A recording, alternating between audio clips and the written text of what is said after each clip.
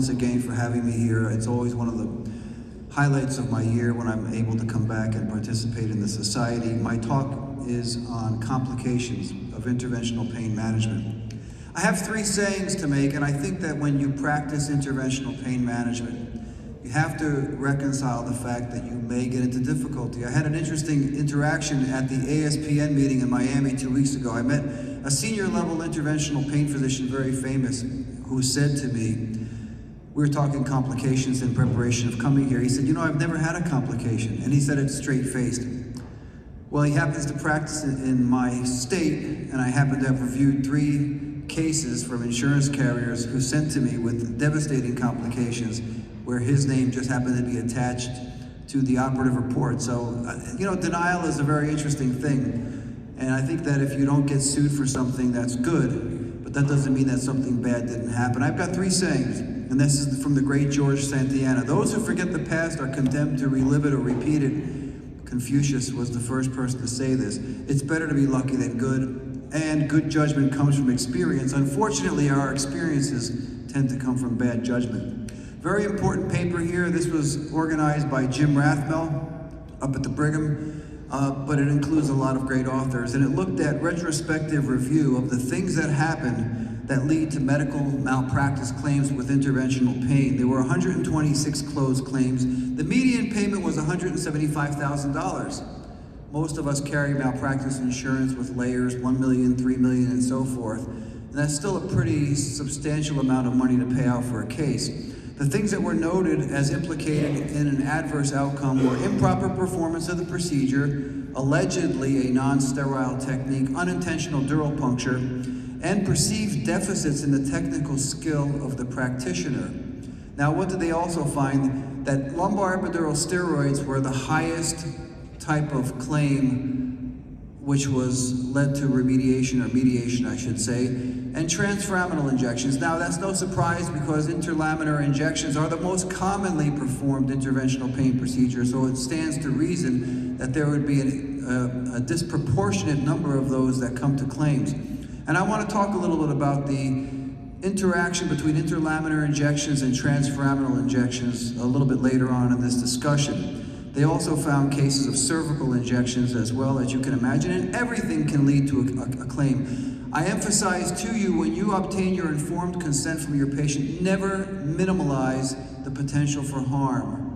Always emphasize the most common things, not a laundry list of every potential thing that's ever occurred from an interventional procedure, but certainly the things that occur with some degree of frequency. And improper performance of the procedure was found in 38 of the cases. Needle spinal cord trauma I want to talk about.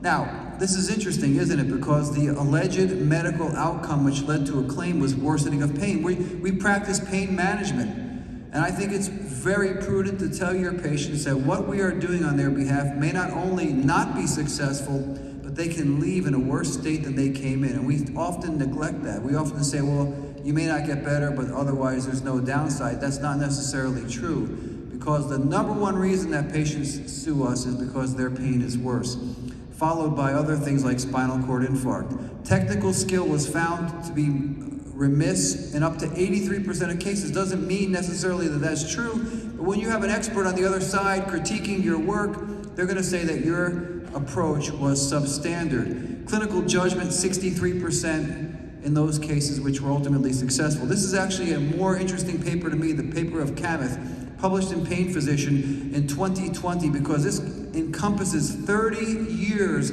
worth of medical malpractice claims. 30 years worth, from 1988 to 2018. And the good news for us is that in almost 60% of cases when physicians were sued for interventional pain adverse outcomes, we were victorious compared to losing the other 43% of cases. Operating room procedures were reimbursed at a much higher rate than those performed in offices. Now think about that for a minute. You think you have the safety of the operating room behind you. You've got the scrub techs, the nurses, the OR staff, but those cases done, even if they're epidural injections, tended to have a higher payment for one reason or another. The highest award in this study was $36 million. That's a huge number. That was for a spinal cord injury, and I'll show you the data in just a second. And procedural error, once again, was found to be the #1 cause for a successful suit. Now, California and Florida had the highest number of claims in successful and non-successful. That's no surprise. There are 40 million people living in California. There are 20 million people living in Florida. That's 60 million out of a population in the states of 330 million. So we have about 20% or more of the entire country's population in 2 states. It's no surprise that those are the 2 states with the highest number of claims associated with them. The age of people suing is in their mid-40s typically. Again, the jury verdict tends to favor the defendant. That's us, that's those of us who perform these techniques.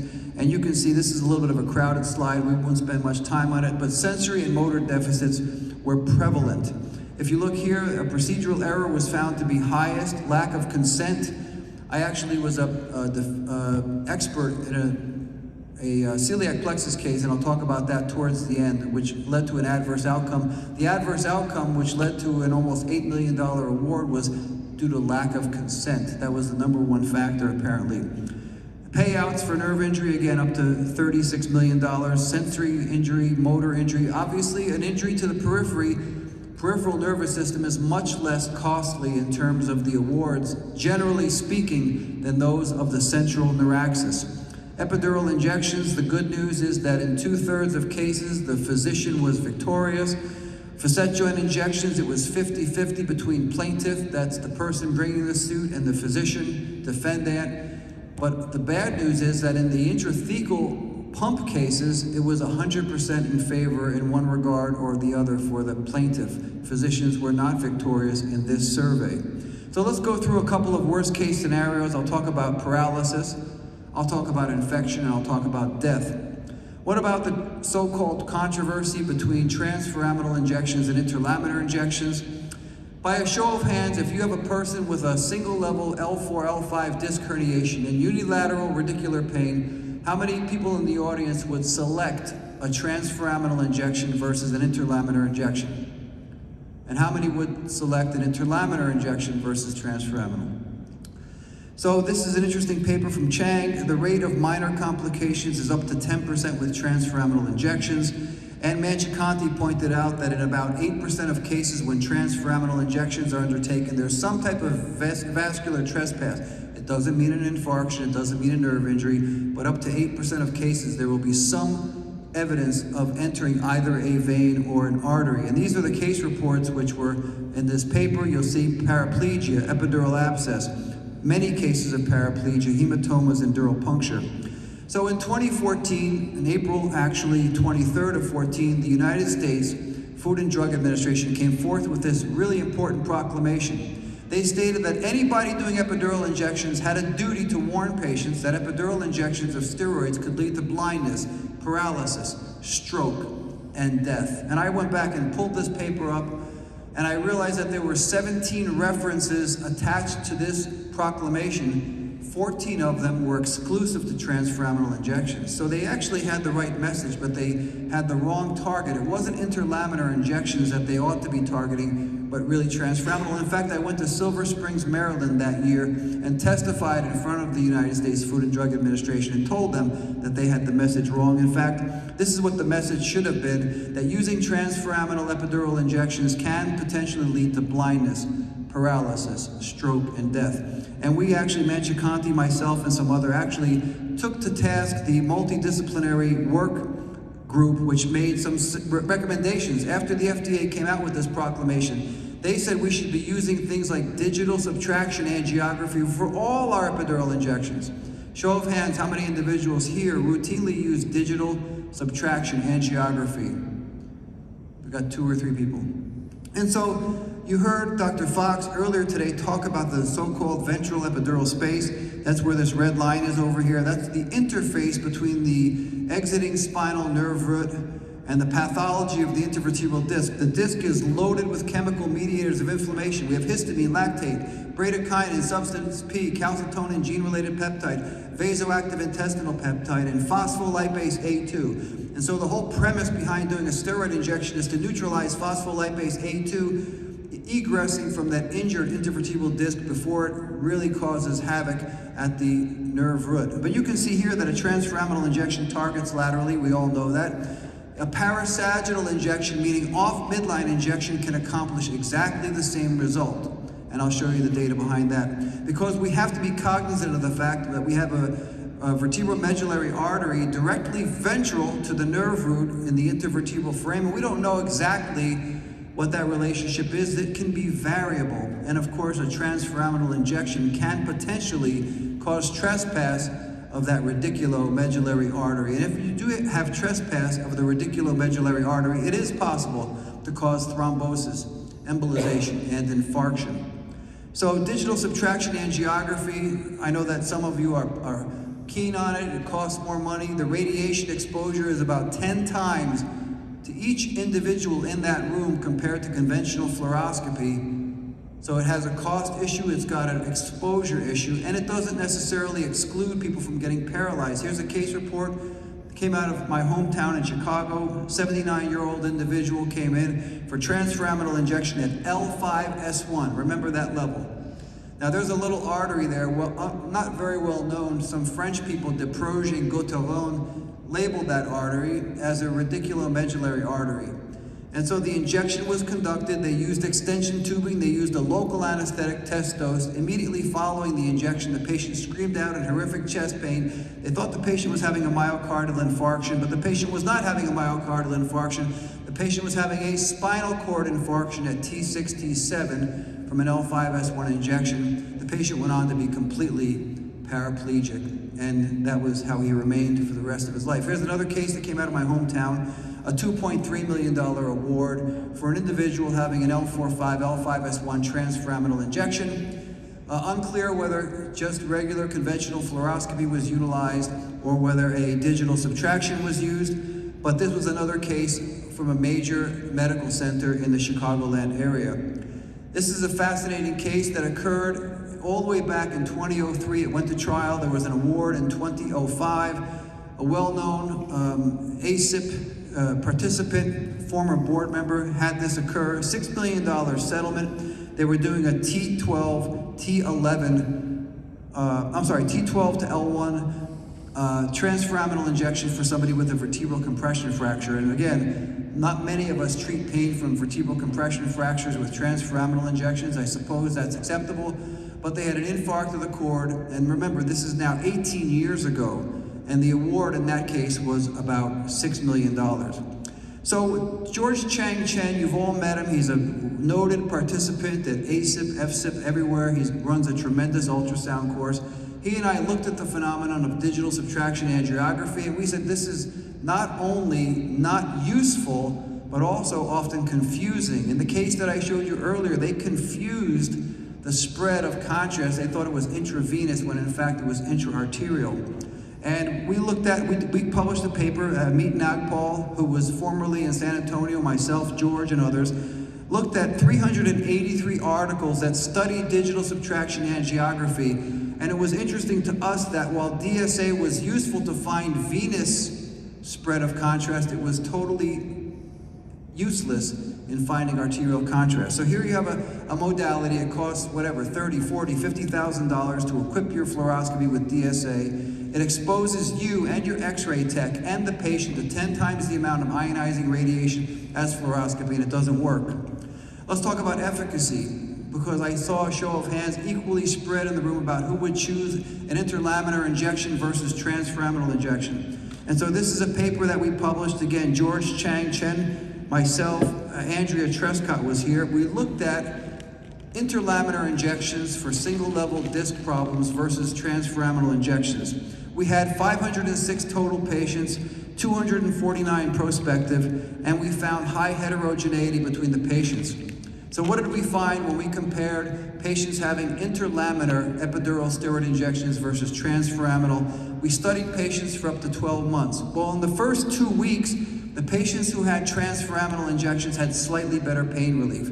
At 1 month, however, the data, and this is a meta-analysis and systematic review, the data favored the interlaminar injection. At 6 months, it was exactly equal. So efficacy didn't matter If you chose a parasagittal, meaning off-center injection, for your interlaminar approach, the patients had the same outcome. And that was true whether we looked at pain or functionality using the Oswestry Disability Index. The patients did just about the same. Our conclusion was that there was no clinically significant difference in efficacy whether you elected for your patients a transforaminal injection or an interlaminar parasagittal approach. And we know about the artery of Adamkiewicz, but there are a whole host of other smaller radiculomedullary arteries, including, I told you, the artery of Desproges-Goudron, which can potentially be violated by a sharp versus a blunt needle. And if you use a particulate steroid, meaning an insoluble steroid, you can potentially cause embolization, thrombosis, and infarction. And there are many case reports. I give a great deal of credit to Dr. Tiso, T-I-S-O, from New Jersey, who actually had a patient paralyzed doing a cervical transforaminal injection and published the report. And what Dr. Tiso, Robert Tiso, did was he studied using scanning electron microscopy the particle size of the respective steroids and found this phenomenon, that methylprednisolone depomedrol had the greatest number of large particles, followed by triamcinolone, and then betamethasone and dexamethasone didn't have no particles. They had very few particles. Therefore, the hypothesis is that if you use these so-called insoluble or particulate steroids, you run a greater risk of cutting off the blood supply and end arterioles. So why do we choose transforaminal injections? Are they easier than interlaminar injections? Well, no. Are we reimbursed at a higher rate? Well, yes. We are reimbursed at 150% by Medicare, by commercial insurers, if we choose transforaminal injections. This is well known. Anybody who's been in private practice, or for that matter, academics, know you get more money for doing transforaminal injections than interlaminar injections, even with a lack of efficacy differences between the two respective approaches. So this is data. I published this in the journal Anesthesiology in about 2016 about the exponential increase in cervical as well as lumbar injections, but the greatest number of procedures in the United States increasing at a more rapid rate is the transforaminal lumbar approach. This is my paper. I published this with Professor Knežević, and we looked at the number of transforaminal versus interlaminar injections, and the data shows that, I don't know why this didn't apparently reproduce very well in colorization, I apologize, is that there's a 150% increase in your reimbursement with transforaminal injections compared to interlaminar. Somebody at CMS thought, maybe many years ago, that transforaminal injections should be paid at a higher rate. They certainly have attendant side effects potentially associated with their use, and we've already established that. They do not have a superiority in efficacy, although some of my distinguished colleagues at SIS and other places might quibble and quarrel with me, but the data is fairly substantiated. It's been corroborated, it's been duplicated, it's been replicated to show exactly that a parasagittal approach provides the same analgesic benefit as a transforaminal approach.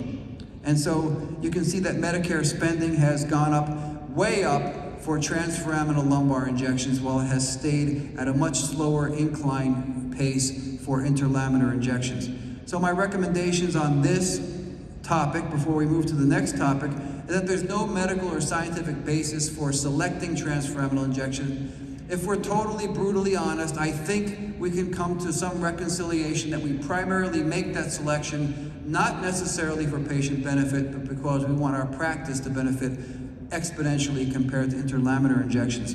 Digital subtraction angiography, I'm not a believer in it. I don't have any quarrel with you if that's your selection. Dr. Bellani is a tremendous pain doctor. If that's what he wants to do for his practice and he's paid for it, more power to him. But the radiation exposure is something that needs to be considered, as well as the cost associated with that. Some people say, let's use dexamethasone. One great study showed that patients going to surgery was much higher when dexamethasone was selected routinely for epidural injections, transforaminal or otherwise.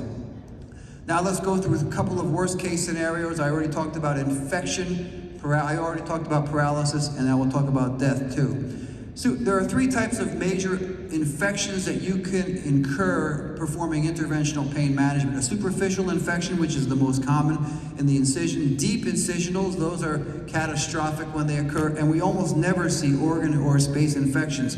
Superficial surgical site infections, we see that as a seroma primarily. The jury is out whether you have to remove a device or merely aspirate the seroma. I've taken 60, 80 cc's of seroma fluid out as long as the patient is not infected by following serial C-reactive proteins and erythrocyte sedimentation rates. I tend to leave the device intact. Deep surgical site infection does require explantation of the entire device.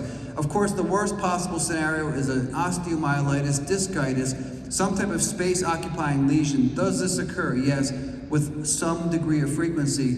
It can be delayed between 3 days and 3 months from the inoculation, and that's really where the rubber meets the road. You cannot ignore a patient with worsening pain, for example, in the back, worsening weakness after you've done any type of intervention, especially epidural corticosteroid injections. And I've seen cases that do not manifest for up to 90 days. That's also in the published literature from the time of the inoculation. So what are the surgical site infection risks? The increasing risk with endogenous contamination or exogenous contamination. And then, of course, if the immune system is somehow impaired, but with COVID, with patients coming to our practice who have HIV and other horrible conditions that can affect their immune system, and then if you further reduce the immunity by giving a corticosteroid in their epidural space or their subarachnoid space, that can lead to be a harbinger for individuals having possible infections.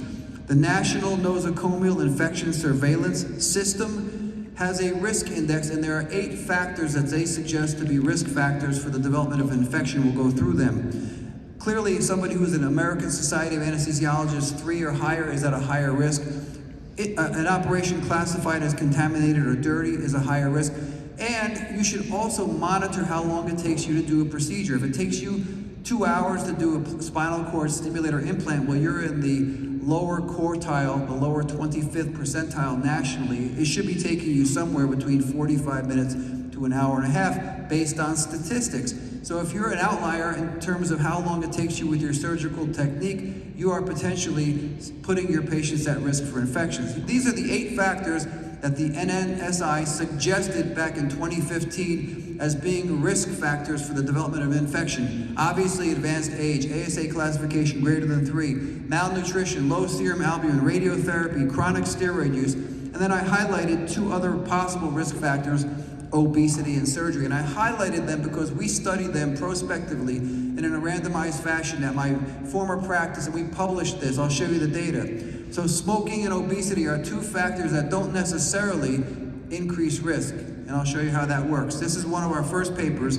First of all, we studied whether smoking and obesity classified or qualified as a body mass index of greater than 30 and then greater than 35 led to a lack of efficacy, and the answer was no. Individuals who smoked or who were obese did not have less efficacy with spinal cord stimulation than those who did not or who were not obese. Then we looked at obesity itself and smoking itself. Obesity itself did not lead to a higher risk of complications compared to non-obese cohorts who had spinal cord stimulation. That was very reassuring to us. Then we looked at smoking. Smoking led to, and this has all been published in the journal Pain Physician, but these were the abstracts that we produced at the American Society of Anesthesiologists annual meeting. Smoking led to a higher rate of lead migration, but not to a higher infection rate and not to a higher complication rate overall. So why are we concerned about surgical site infections? Because they cost money. They send the patient back to the hospital. The patient needs other sometimes aggressive antibiotic management for several weeks or several months. Sometimes they need PICC lines. And of course, it also is something that involves other practitioners, many times general surgery or neurosurgery. This is from Tim Dieter and others, the appropriate use of neurostimulation. How do we avoid these complications? They indicated that education and experience were the #1 factors minimizing exposure of our patients to surgical site infections. And we looked at the literature. The literature basically says that with spinal cord stimulations, intrathecal pumps, the risk of an infection can be anywhere from 2% up to 13% in the published literature.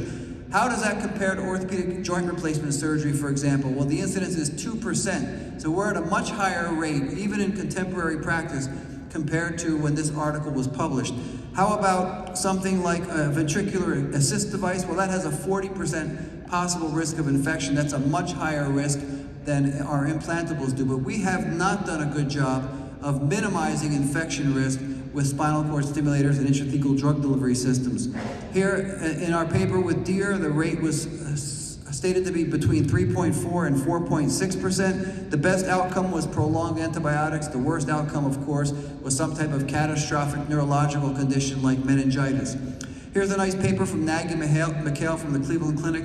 He looked at what the factors were which were influential in terms of infections with the use of spinal cord stimulation. He found that in failed back surgery syndrome, the incidence was 6.3%. That was almost identical to neuropathy or neuropathic pain, where it was 5.7%. The only clinical scenario with spinal cord stimulation where there was a lesser rate of infection was with complex regional pain syndrome, which was under 5%. Now here's a paper from Jan Rudiger who found that the incidence of infection was up to 13%. And there are many studies now in contemporary practice which show us that it appears the incidence of infection with implantable devices is actually on the increase. This paper from Mitch Engel showed that the National Nosocomial Infection Survey risk is directly linked to the infection rate. We would tend to suspect that. There are 8 risk factors, although I negated 2 of them, obesity and smoking, but there are 8 risk factors for infection. The higher you score in that 8-point scale, the higher the likelihood is of getting an infection. How do we prevent having a surgical site infection? There are preoperative, preparation, intraoperative, and postoperative. These are recommendations of Deere and David Provenzano. They include using weight-based dosing of antibiotics. So you have to reconcile what antibiotic is appropriate for your patient and how long to use that antibiotic, both for trials as well as for permanent implantation. Hair removal should be undertaken using a clippers, not a razor, should be undertaken immediately before the performance of the procedure. And of course, what to clean the skin with? Well, chlorhexidine and alcohol are levels of evidence 1B graded, meaning that they have the highest levels of evidence in their favor compared to the use of betadine. How many people use betadine for their implantable devices? How many people use chlorhexidine? How many people use chlorhexidine and alcohol? That's actually the gold standard, and we'll talk about that. So electric hair clipping, when observed, is about 76% of the time. Appropriate antibiotic selection doesn't always occur. Chlorhexidine with alcohol, again, it's only been utilized by a small percentage of people. One survey found that only 28% of practices use chlorhexidine with alcohol, but that's been demonstrated to be the most effective prophylactic in terms of preventing surgical site infections. Wound irrigation isn't used routinely, but that's also been useful. Double gloving and antimicrobial drapes. So this is what the rubber meets the road with chlorhexidine alcohol versus povidone iodine. You can see that with chlorhexidine iodine in a large series of cases, any surgical site infection was under 10%, but with betadine use, it was 16.1%. Therefore, the Center for Disease Control's labeled this level 1B evidence in favor of chlorhexidine alcohol over the use of betadine. How about antibiotic therapy? It should definitely be weight-based. Make sure that you comprehend this. This is a really important phenomenon. How to use Ancef or clindamycin or vancomycin for your patient should always be based upon weight. Bio-occlusive dressing should be used for up to 48 hours after the procedure. Wound surveillance and post-operative antibiotics should be utilized, although they are infrequently done. Provenzano and others undertook an international survey to see how often we are meeting these barometers or these benchmarks to minimize surgical site infection. Most of the participants were from the United States, but they were all over the world. Most of the respondents did less than 20 implants per year, and 80% of them, however, were under 90 minutes, an hour and a half for an implantation of either an intrathecal drug delivery system or a permanent spinal cord stimulator. Interestingly, that 3% of practices did not use routine perioperative antibiotics. And I found that to be very interesting because there is level 1 evidence in favor of prophylactically using antibiotics before doing any type of implant.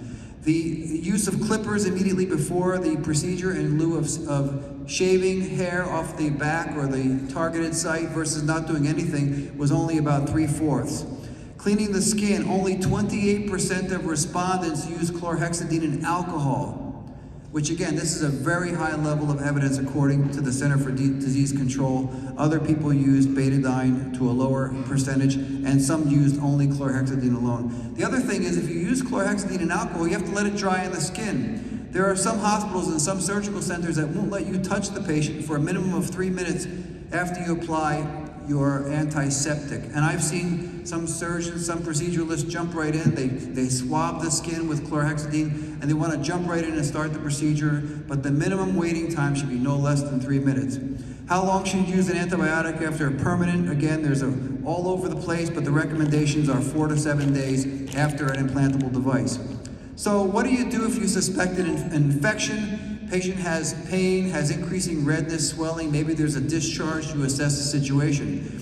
If they have fevers and chills, you send the patient immediately for a sed rate and a C-reactive protein. They're more important, even though they're not specific, because they really show inflammation. They're very sensitive to the fact that there is an infectious process, and that should be done in the immediacy following any suspected infection. When in doubt, take it out. If you see the electronics, if the skin has opened, if there's any pus, if there's anything foul smelling, if the patient has a fever, don't wait. Take the patient emergently, remove the entire device, put the patient on antibiotics. Of course, the solution to pollution is dilution. Wash out the area. Make sure that you do obviously flush the targeted area and put a wound vac in. Don't close the skin if the patient has a documented infection. Come back and close it at a later time.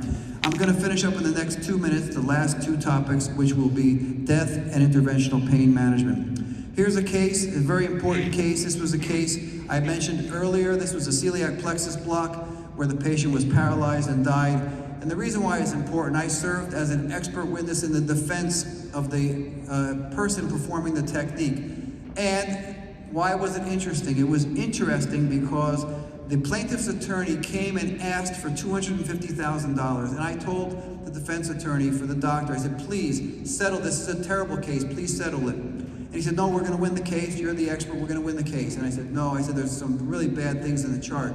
Well, they uncovered that there was no consent form. They uncovered that the guy who was performing the procedure hadn't renewed his privileges at this surgical center. And when that information became known to the jury, they wanted to punish the doctor, and it became an $8 million payment by the jury.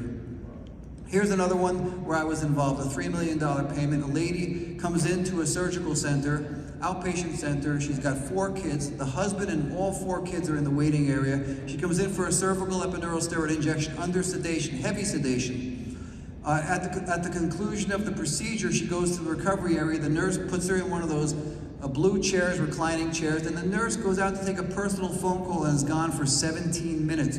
When the nurse comes back into the room, the patient is totally apneic and resuscitation because she had too much. She had fentanyl, she had Versed, she had propofol, she had some type of adverse reaction to the procedure itself and to the sedation, and she succumbed to her injuries. Can you imagine, you're the husband, you're the 4 children in the waiting area when an ambulance arrives emergently to the surgical center and they wheel your mother, your wife, out of the surgical center to the nearest emergency department with an endotracheal tube and an ambu bag.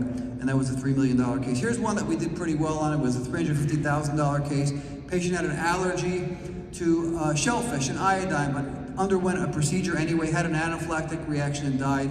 And I think this was a relatively successful defense of the case. $350,000. When you see some of the numbers being bantered about, it's absolutely not the worst thing. So I'm going to conclude. I went a little bit over time. Thank you for everyone for staying. I know this impedes your ability to get back and have your cocktails and socialize. Proper planning prevents poor performance.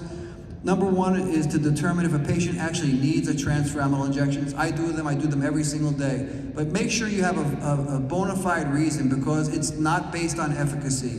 And there's sufficient data to substantiate that a parasagittal interlaminar technique is equally successful as a transforaminal injection. Avoid insoluble steroids. What does insoluble means? It means it doesn't go into solution. That means it's particulate when you're doing especially cervical spine injections.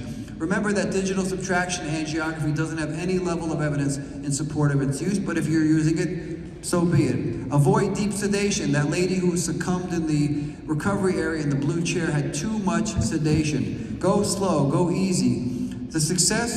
The key to success is in obviously patient selection. When you're doing implantable devices, make sure that the patient gets the appropriate cleansing of their skin, gets the appropriate antibiotic for the appropriate amount of time, and that surveillance is utilized Any wound that you suspect requires culturing. Also send the patient immediately for a C-reactive protein, erythrocyte sedimentation rate, and follow the trend. And I'm sorry that I went over time, but I thank you for your time and attention this afternoon.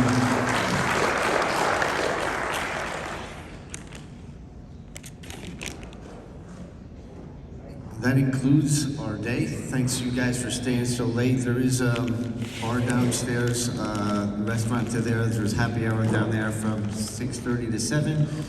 And have a good evening.